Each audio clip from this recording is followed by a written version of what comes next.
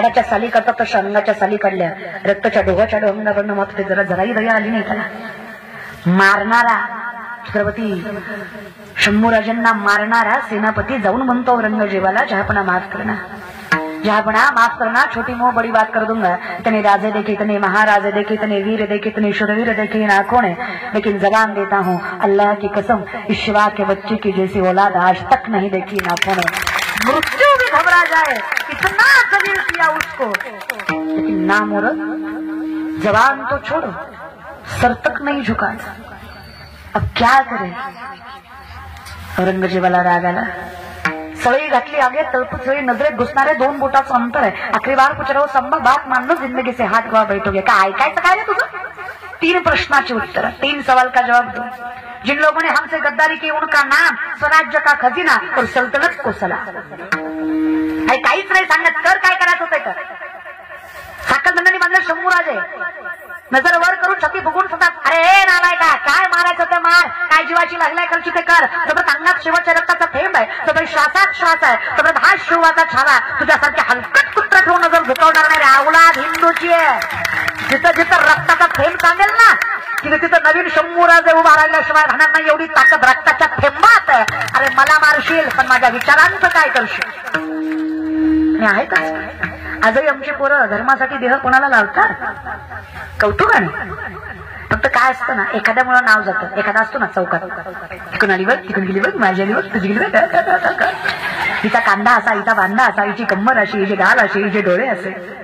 कोण आहे आपण. कधी विचार करत आपलं जगणं हे सामर्थ्याने सत्यासाठी असावं. बाकी येतं रे, काही करायची गरज नाही. तुम्ही मोठे व्हा, तुम्ही एकदा मोठे झालात ना, हे बाकी खूप मिळून गोष्टी मिळून जाईल. त्या विषयाकडे ताकद आम्ही कमवावं, सामर्थ्याने कमवावं. आम्ही नाकारावी वासना, आम्ही कामाला मारावं, ताडावं. आमची नजर फक्त विठुरायाच्या समोर टेकावी आणि त्याला बघितलं की त्याच्या पलीकडे सुंदर काही दिसू नये. पण सगळ्यात देखना शंकराचार्य वर्णन करतात, अधरम मधुरम वतनम मधुरम नयनम मधुरम हसितम मधुरम हृदयम मधुरम गमनम मधुरम मधुराधिपति रक्षितम मधुरम अधरम मधुरम वतनम मधुरम नयनम मधुरम हसितम मधुरम. तुझं चालणं, बोलणं, दिसणं, रुसणं, हसणं, पळणं सगळं गोड आहे. विचार केला विठ्ठला, जो दिसायला एवढा गोड आहे त्याचं हृदय किती गोड असेल. मग सहज विचार आला, ज्याचं हृदय एवढं गोड असेल त्याचं सांभाळणं किती गोड असेल. मिठी पडली आपोआप तुझा झाला. कारण घालून या भार राहिलो निर्विले संती. किती सांभाळतोस रे देवा. पितामहा भीष्माने वचन दिलं कृष्णाला, काही झालं देवा तू शस्त्र उचलायचं नाही. अर्जुनाच्या चुकीच्या अवस्थेचा गैरफायदा घेतला पुरुषांनी. सहन झाल्याने देवाला सुदर्शन चक्र फिरवलं. भीष्माने विचारलं देवच ना, देव असून वचन मोडलं. देव म्हटले स्वतःचं वचन मोडेल पण डोळ्या देखत भक्तावर झालेला अन्याय कधी सहन करणार नाही. माझं सगळ्यात मोठं वचन भक्ताचं रक्षण करणं आहे, ते मी कधी विसरणार नाही. माझ्या विठोबाचा कैसा प्रेम भाव, आपणची देव होय गुरु. सगळं होतो की रे. माऊली म्हणले तू गुरुबंधू पिता, तू आमची इष्ट देवता, तूही सदा रक्षिता आपदी या मोठे. गुरु बंधू माय बाप सगळी नाती सांभाळतो पण रक्षण करायला विसरत. साधा वया भक्ती काज नाही लाज धरीत.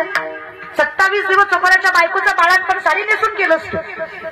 अरे पुरुषोत्तम असणारा आमच्या साध्या पुरुषाला म्हणलं नेस बाबा साडी, एखाद्याच्या जीवाचा प्रश्न आहे. ती म्हणून गडी नव्हे साडी नेसू का. अरे तुम्ही साधे पुरुष आहात, ते उत्तम पुरुष आहेत, तरी त्यांनी साडी. 47 रणाचा नामदारांचा अभंग आहे. चोकोबाची कांता असे ती गर्भीन झाले ती संपूर्ण नवमास. त्यातलंच 10वं चरण आहे.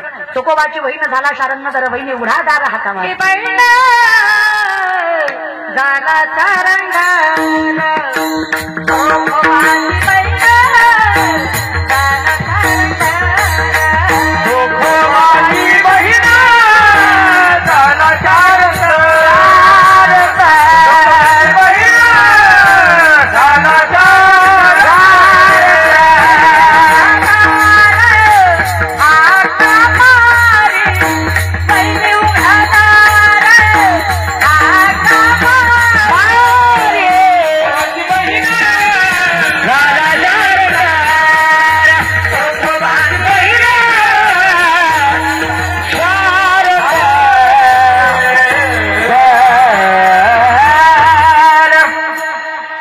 माझी बहीण झाला शरणर बहिणी बुगडा तार हाक मारी अधिकारी, कारण त्या चोकवारांनी परमार्थच तेवढा केलाय, देवाच्या पलीकडे काहीच विचार नाही केला. बायको बाळांती नाही तरी बायको देवाला नावं ठेवती म्हणून भांडून गेले ते बहिणीच्या घरी. भांडून बायको 9 महिन्याची गर्भवाशीन होती. 3 महिन्यानं आले. विचार करी जरा, आपण पंढरपूरला गेलो, ड्रायव्हरला म्हणतो गाडीचं तोंड वळवून ठेवू म्हणजे दर्शन झालं निघाई येते. आपण त्यातले आपण लई विचार नाही करायचा देवानं आपलं करावं म्हणून. मंगळवेढ्याच्या भिंतीखाली, हा मंगळवेढा नाही, सोलापूर मंगळवेढा, पंढरपूर मंगळवेढा, आमच्याकडनं मंगळवेढा. मंगळवेढ्याच्या भिंतीखाली चकोरांचा मृत्यू झाला. वेशीची भिंत बांधताना खालच्या जातीची असल्यामुळे ती भिंत बांधायचं काम त्यांच्याकडे होतं आणि त्या भिंतीखाली त्यांचा मृत्यू झाला. साक्षात पांडुरंग परमळ डोळ्यात पाणी आलं. नांदरांना विचारलं, नाना माझा चोका गेला, कमीत कमी हाडं तर घेऊन. चकोऱ्यांनी विचारलं, नामदारांनी विचारलं, अरे प्रत्येकाची हाडं सारखीच करे विठ्ठला, मी चोखवारांचं कसं ओळखायचं? भगवंत सांगतात, नामा प्रत्येकाचा जीव तर सारखा असतो पण प्रत्येकाचं कर्म सारखं नसतं. कोण पांडुरंग कर्म करतं, कोण सत्य कर्म करतं, कोण असत्याच्या वाटेने आसक्तीने जीवन जगतं. कर्म सत्य असावं मग माणसाच्या चारित्र्यामध्ये बदल होतो. हाड जरी सारखी असली तरी कर्म वेगळं आहे. नामा प्रत्येक हाड कानाला लावा. ज्या हाडात विठ्ठल विठ्ठल असा जयघोष येईल ते हाड माझ्या चोख्याचं असेल असं समजून ते हाड घेऊन. एवढा परमार्थ असेल तर नोहे सारिता काय वेगळं त्यांच्यात आणि विठ्ठला?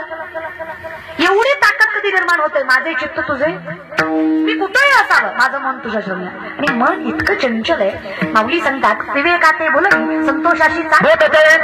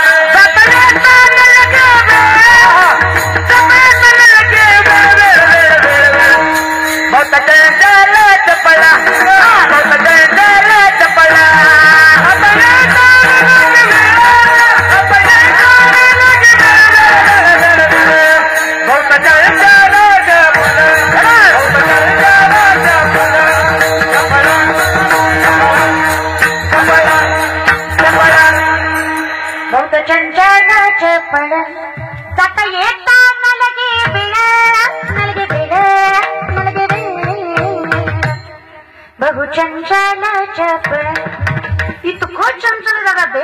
माऊली म्हणतात विवेकाते बोलावी संतोषाशी चाल लावी बैसीची तरी हिंडवी राही दिशा. तुम्ही बसला इथं पण काही खात्री नाही तुमचं मन इथं अजूनही चुळबुळ चुळबुळ चालूच आहे. म्हणलं आता गप बसतील, पुन्हा गप बसतील, पुन्हा गप बसतील. तुम्ही लय गोड आहे ग माय, आई शपथ लय गोड आहे बरं का. मंगळवेढ्याच्या बाया तुम्ही तर लय गोड आहे. तुमचं तोंड सोडलं ना तुम्ही लय गोड आहे. तेवढाच एक आपला प्रॉब्लेम आहे, तुम्ही लय खुश होऊ नका, तुम्ही बिगुणाचे नाही. हे बोलतात त्याचं कारणच तुम्ही महाराज.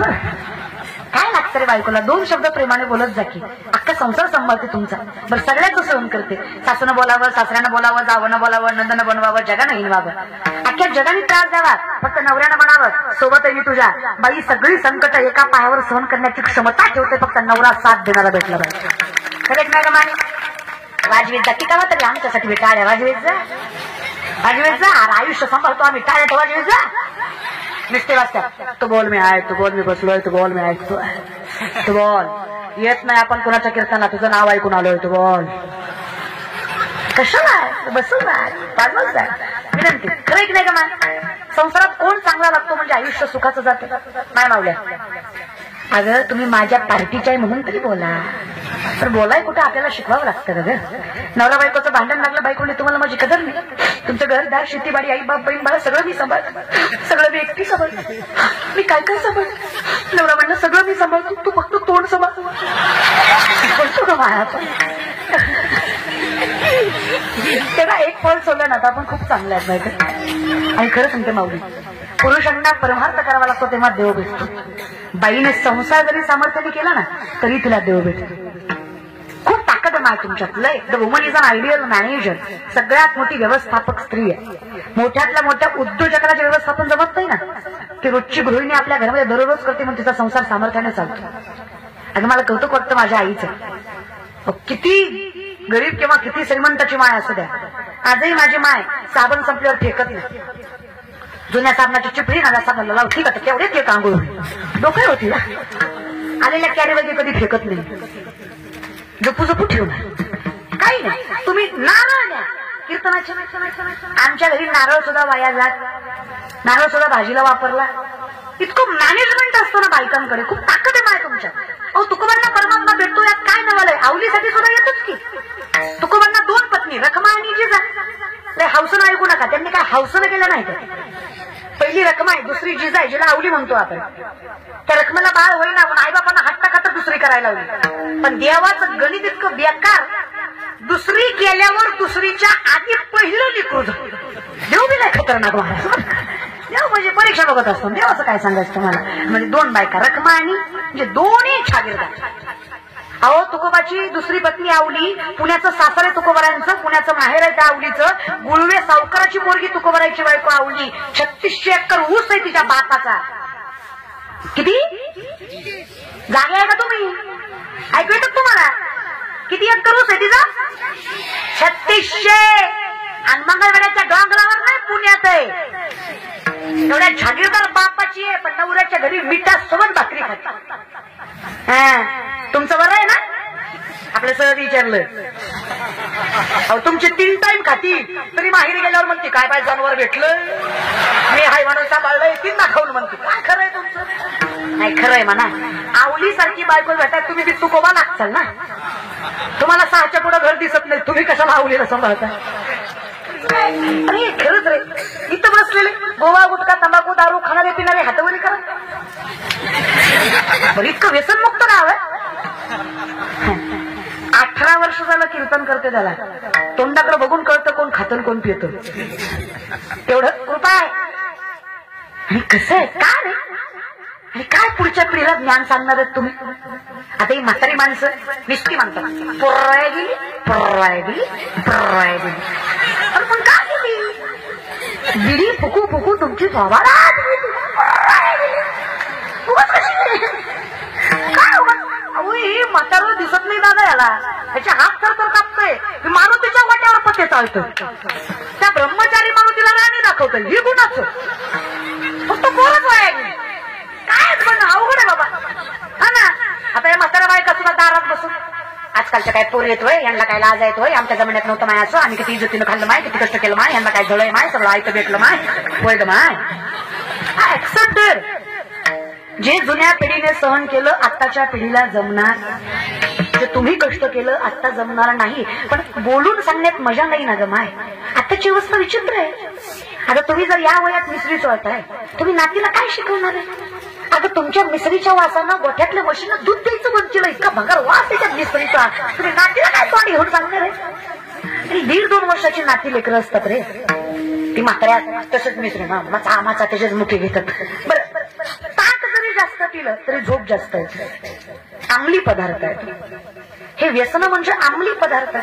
एवढ्या लहानपणी त्या वासाने जर लेकरांना सवय लागली तर मोठ्यापणी त्यांना अंमल करायचं सोपं जाणार नाही का? विचार पण करायचं ना. लेकरांना पुस्तक वाच म्हणतात, लेकरू पुस्तक वाचत नसतं माय. तुम्ही पुस्तक घेऊन बसा, लेकरू शेजारी बसल्याशिवाय राहत नसतं. याला संस्कार आणि परंपरा म्हणायचं लक्षात ठेव. म्हणून पांडुरंग परमात्मा आवडतो याचं पूर्ण श्रेय तुकोबरा आहे. माझ्या वडिलांची मिरासी गा देवा तुझी रणसेवा माझी नाहीच रे पांडुरंग. हा अधिकार माझा नाहीच आहे. ज्ञानियांचं ज्ञानी म्हणतात. ज्ञान गुणगम्य ज्ञानदेवा लाधले निवृत्तीने दिले माझ्या हाती. कोणीतरी दिलंय, उगच नाही रे. आवडी म्हणतात पैसेची वाट न पाहता वैसेची गावा न येता बाळपणीच सर्वज्ञता वरी कयाते. बाळपणीच भगवंतांना सर्वज्ञ वरावं हे परंपरेचं फळ आहे आम्हाला. हे पिढी जात आहे. शास्त्रवेद पठण करणारं कुळ आहे ज्ञानोबारांचं. कुठलेच संत गरीब नव्हते बरं का. ज्ञानोबारांच्या पंजोबा महाराष्ट्राची राजधानी देवगिरी असताना मराठवाड्याचे पंतप्रधान होते. जागीरदार कुळ आहे. जगद्गुरु तुकोबरा आहे. 8 पिढ्या सावकारकीमध्ये. विश्वंभर बाबापासून त्यांचं खरं गाव जावळीच्या खोऱ्यात भीमाशंकरच्या जवळचं. तिथून स्थानांतर होऊन देहूला आलेले ते. दुसऱ्या गावात येऊन स्वतःची सावकारकी निर्माण केली.